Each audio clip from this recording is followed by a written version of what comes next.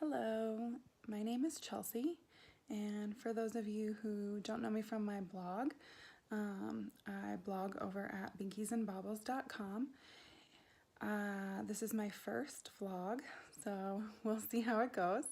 And the reason I am doing this video series is because last week I had a miscarriage. I have two little girls, a 2.5-year-old and a 4.5-year-old currently. And we were trying for baby number 3, and we were pregnant for a very short time.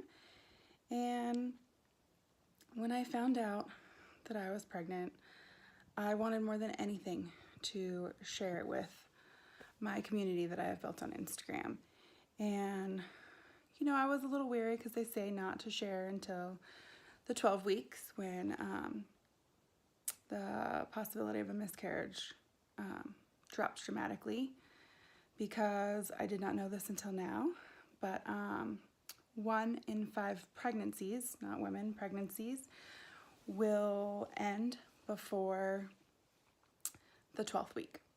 So that means there's a lot of people walking around that have experienced a miscarriage or 2 or more. And I've always felt like it hadn't been talked about enough. I didn't know how common they really were, but I knew they were pretty common. And having not experienced it myself, I really didn't feel like I could speak to that because I didn't know what it was like. And the reason we don't tell people, we don't share with our readers, is in case we have a miscarriage, because then we have to tell everybody. And, you know, I thought I would talk to my husband and I'd be like, you know, these are people that I want to share happy moments with. And if I tell them this great news, and for any reason we did lose the baby, these are all the same people I would want to know that I miscarried. I would want their support throughout that journey. But, you know, I think there's a difference for me because I do have an online community as well as, you know, my mom tribe that surrounds me on a daily basis. And I thought about it, and he really thought I should wait. And it turns out he was right, because I didn't end up having a miscarriage. But the second that I found out that that happened, all I wanted to do was share it with my people. I knew how many women had experienced that, and even though my feelings are different and my situation was different, I knew my women would be there for me. I knew they would rally for me, and I knew there were so many that had already seen the light at the end of the tunnel that they could lift me up. But I still wasn't really quite sure how to do it, because I felt bad because, you know, they didn't get to experience the joy of my pregnancy, and now they have to experience the sadness of my miscarriage. And I just decided that I was going to share it anyway, because that's what we're here to do. And if me sharing this with you guys helps you share it with your community, with your mom tribe, and you give those people around you the opportunity to share your joy and also share your sadness if, you know, you end up going through a miscarriage. It's a really crappy thing, but it was very therapeutic for me to talk to people who had experienced it and who hadn't. There were a lot of people that kind of already knew what I would go through. I had no idea. I was one of those people that kind of thought it would never happen to me. My first 2 pregnancies and conceptions were pretty easy, but I am over 35 now. So, you know, statistically, it is more common. And the way that my experience happened, it allowed me to come to terms with it before it even happened. I had a scheduled doctor's appointment. It was my routine doctor's appointment, and I went in. I had started spotting 2 days before, which for that time in a pregnancy is actually common.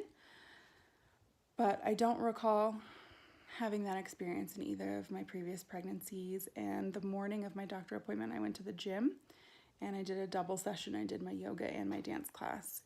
And I know when I'm on my cycle and I'm on my period, and I do that, my flow does have a tendency to kind of intensify just because I've kind of like shaken everything up.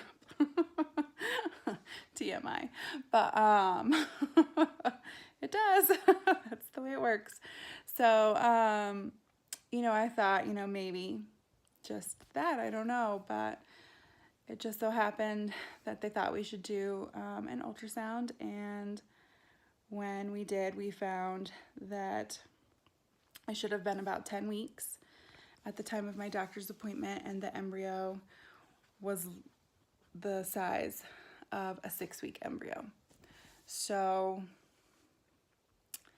the best they could tell is that it either stopped growing at the 6-week mark or it was developing below the average rate, and my body rejected it. And they couldn't find a heartbeat. They tried to find a heartbeat a couple different ways before she declared it an unviable pregnancy. And I was heartbroken. I was there all by myself. My husband was home with the girls, which we originally had planned on bringing them. So we're really glad that we did not make that choice. That would have been even more tragic. But I knew before the actual miscarriage took place that it was going to happen. Okay, sorry guys. Life interrupted there for a moment, but I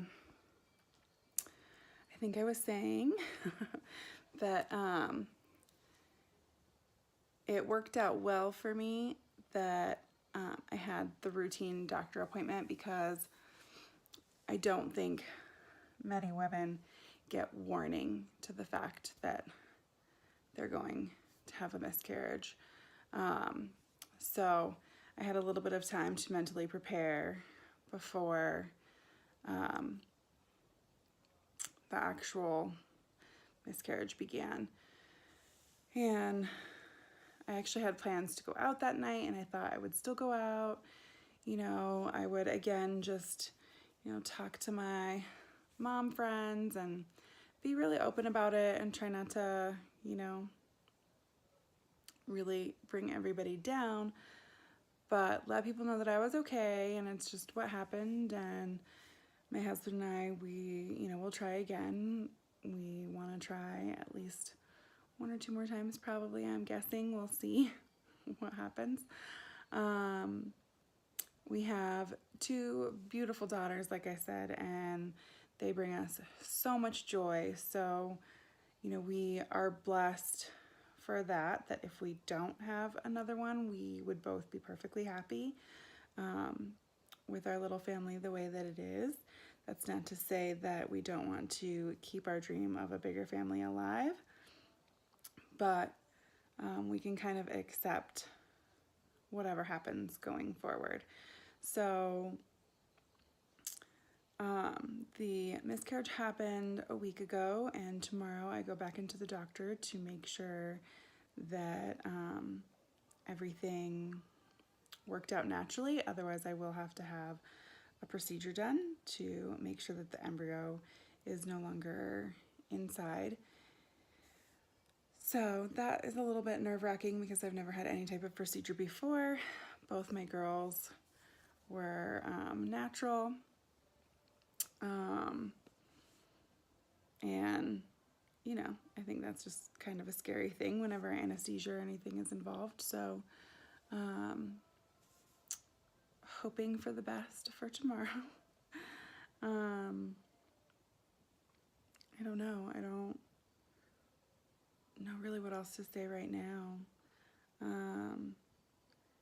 You know, I'm feeling all kinds of different emotions. I'm obviously sad and devastated, but I've had a week to come to terms with it, and I know that we will try again. And if we, you know, are fortunate enough to have a third, I will definitely have a different sense of understanding and appreciation for that pregnancy and that child.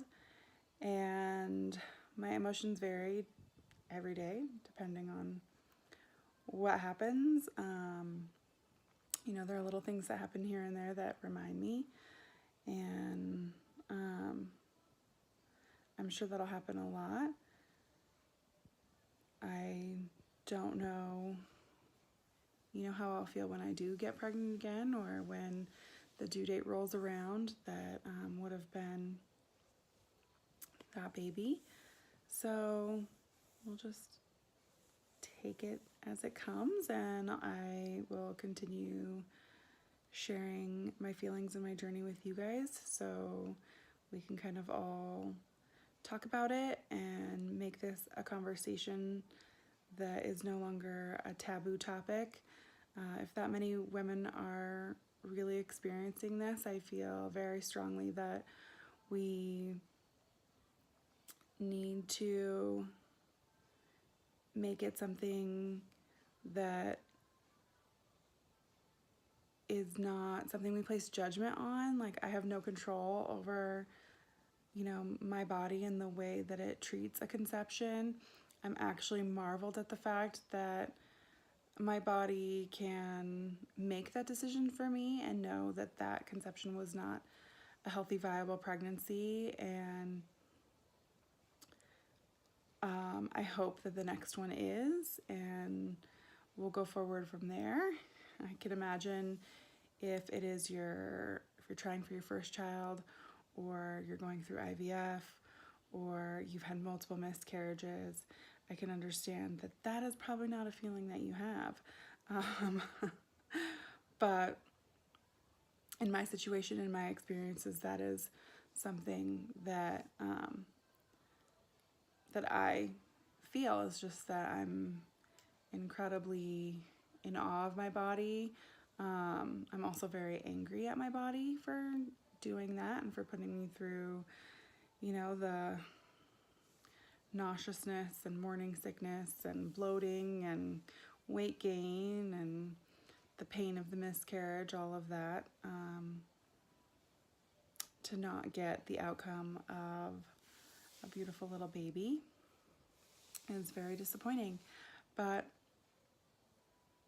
we'll see after tomorrow's appointment how I feel. I'll hop on again and share an update with you guys, and throughout the course of our year or our next conception, I will hop on and share some more, and let's just talk about our feelings, because I imagine we all feel very different feelings all of the time about our miscarriages, and we should be able to talk about those openly and not have judgment and not have people trying to project their feelings about pregnancy or their miscarriages on each other. I think we just need to absorb how each other feels and validate that, and just help them move forward and let each other know that we are here for you. We're here for each other. We need to build that village, and this is something that's happening to a lot of us, and it's not right that we feel ashamed or embarrassed to be going through something like this.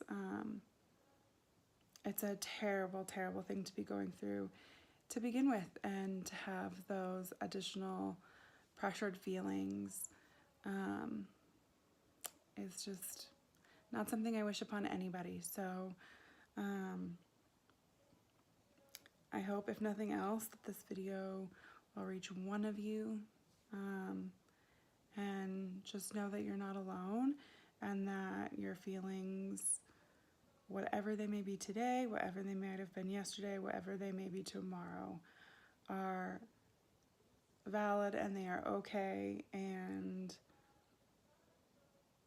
own them and acknowledge them so that you can move forward and you can be positive and you can be the best mom that you are to the kids you already have, if you already have them, and just keep moving forward and fighting the good fight if you are still working on building a family.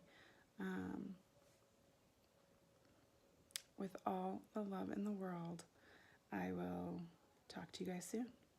Good night.